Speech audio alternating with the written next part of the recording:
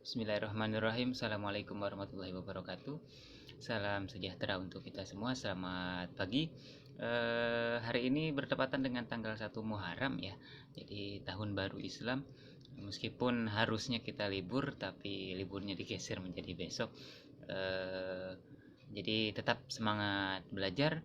Semoga dalam momentum tahun baru ini kita dapat berhijrah dari yang sebelumnya dirasa kurang maksimal mulai hari ini dan seterusnya. Semoga kita dapat menjalankan segala aktivitas dengan maksimal dan tentunya dengan hasil yang kita harapkan. Oke, setelah sebelumnya kita mempelajari mengenai limit ya, apa itu limit, kemudian bentuknya, definisinya, dan sekarang kita akan mempelajari mengenai limit fungsi aljabar. Seperti tertampil di layar, untuk limit fungsi aljabar yang berbentuk limit x mendekati c fungsi x, bentuk ini dapat diselesaikan dengan menggunakan teorema limit. Jadi dalam limit ada namanya teorema limit. Dengan catatan jika n adalah bilangan bulat positif, k suatu konstanta, serta f dan g adalah fungsi-fungsi yang memiliki limit di c, maka berlaku teorema limit seperti tertampil di layar. Itu ada 9 ya, bisa diperhatikan ya. Nanti ini silahkan kalian catat di buku masing-masing sebagai bahan referensi. Untuk limit teorema yang pertama itu adalah limit x mendekati c k, maka hasilnya adalah k. K ini maksudnya adalah konstanta ya, jadi nilainya tetap tidak berpengaruh karena tidak ada perubahan x-nya. Kemudian yang kedua dan seterusnya, perhatikan saya jelaskan yang kedua dulu. Untuk yang kedua, limit x mendekati c x, maka nilainya adalah c karena limit dari perubahan fungsinya adalah x, tapi dalam penjabaran limitnya dikatakan x yang mendekati c, maka hasil akhirnya adalah c. Dari teorema 3 dan seterusnya sampai teorema 9 bisa pelajari sendiri ya, lebih rinci.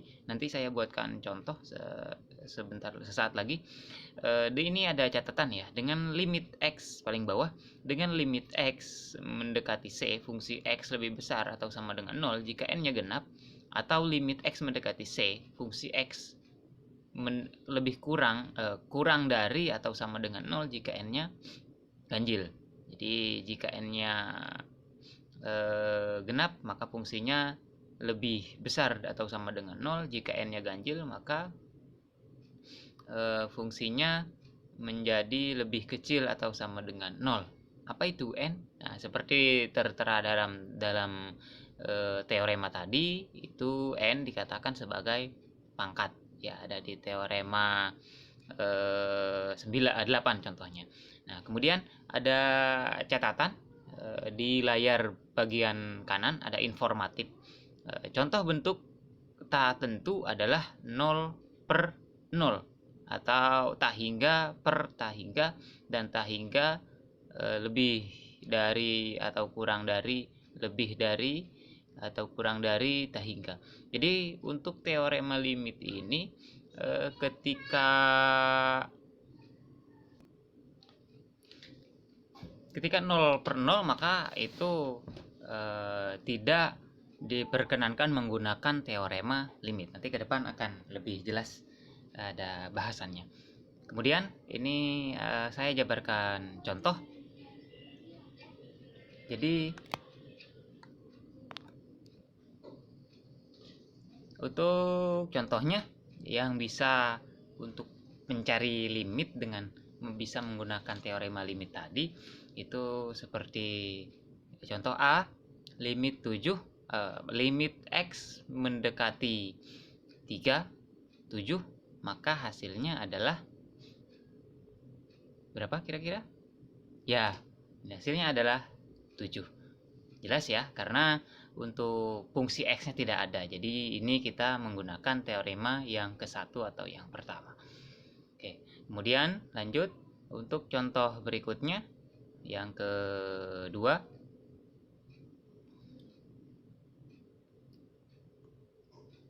limit X mendekati min 2, 4X pangkat 2, maka nilainya, ini kita uraikan terlebih dulu ya, jadi nanti terakhir baru ketemu nilainya. Maka hasilnya sama dengan 4 limit X mendekati negatif 2 X kuadrat. Kita ini menggunakan teorema yang ke berapa? 3 ya, betul. Ini menggunakan teorema yang ke-3. Nanti harusnya dicatat dulu ya, dicatat dulu teorema limitnya. Nanti biar sambil dilihat. Kemudian kita jabarkan kembali. 4 limit X mendekati negatif 2. Ini harusnya kita gunakan teorema limit lagi ya. X kemudian kita pangkatkan. Nah, ini menggunakan teorema yang ke berapa kira-kira? 8. Ya, betul. Ini kita gunakan teorema yang ke 8. Nah, kemudian ini kita jabarkan lagi limit X. Ini salah ya. Ini harusnya kita uraikan terlebih dulu. Langsung kita uraikan, maaf, langsung kita uraikan. Jadi kita coret saja. Kita buat baru 4. Nah, kemudian X-nya langsung kita rubah menjadi negatif 2 karena X mendekati negatif 2. Kemudian pangkat 2. Hasilnya adalah 4 dikali negatif 2 dipangkatkan 2 adalah 4. Hasilnya 4 dikali 4 sama dengan 16. Jadi limit dari X mendekati 2, 4X kuadrat, hasilnya adalah 16. Betul sekali. Kemudian contoh yang ketiga, limit X mendekati negatif 1, 2X negatif 4, X pangkat 2. Maka hasilnya, nah ini sama, kita jabarkan dulu. Nah, untuk yang tadi, yang contoh yang kedua, itu yang setelah teorema yang ke-8 kita menggunakan teorema yang ke-2 karena nilai X-nya langsung disubstitusi begitu. Langsung diganti dengan negatif 2. Oke, kita kembali ke contoh yang ketiga. Limit X mendekati negatif 1, 2X negatif 4X pangkat 2. Maka kita uraikan menjadi limit X mendekati negatif 1, 2X negatif 4X pangkat 2. Ini kita rubah atau mencari bentuk faktornya. Jadi karena 2 dikali X atau 2X negatif 4X, kemudian kita bagi dengan 2, cari pengkalinya. Karena kalau kita uraikan dari 2X dikalikan jadi 2 dikali X, nilainya menjadi 2X, 2 dikali negatif 2X pangkat 2 adalah menjadi negatif 4X pangkat 2. Nah, kemudian ini kita uraikan seperti yang tadi, yang contoh yang kedua. 2 limit X mendekati negatif 1 dari X negatif 2X pangkat 2. Nah, ini menggunakan teorema seperti yang di teorema yang sebelumnya ya. Teorema berapa? Ya, teorema yang ke-3. Oke, selanjutnya kita jabarkan lagi. Dari 2 limit X negatif 1,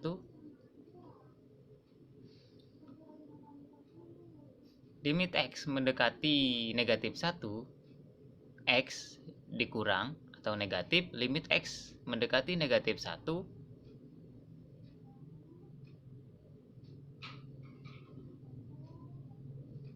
2X pangkat 2. Nah, ini kita menggunakan teorema yang ke-5. Nah, kemudian kita uraikan lagi, sama dengan 2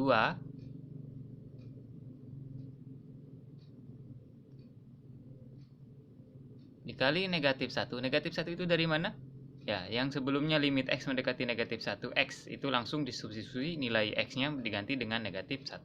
Kemudian negatif 2 dari limit X negatif mendekati negatif 1, 2X pangkat 2, 2-nya dipindahkan ke depan. Ini terdapat dalam teorema limit. Kemudian X pangkat 2. Kemudian hasilnya sama dengan 2 dikali negatif 1, negatif 2. Nah, ini langsung disubstitusi ya, negatif 1 karena mendekati negatif 1.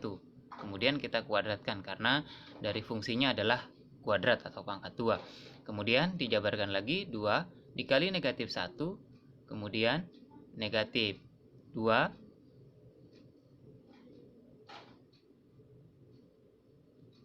kemudian dikali dengan 1. 1 itu dari mana? Ya, dari negatif 1 yang dipangkatkan 2, hasilnya positif 1.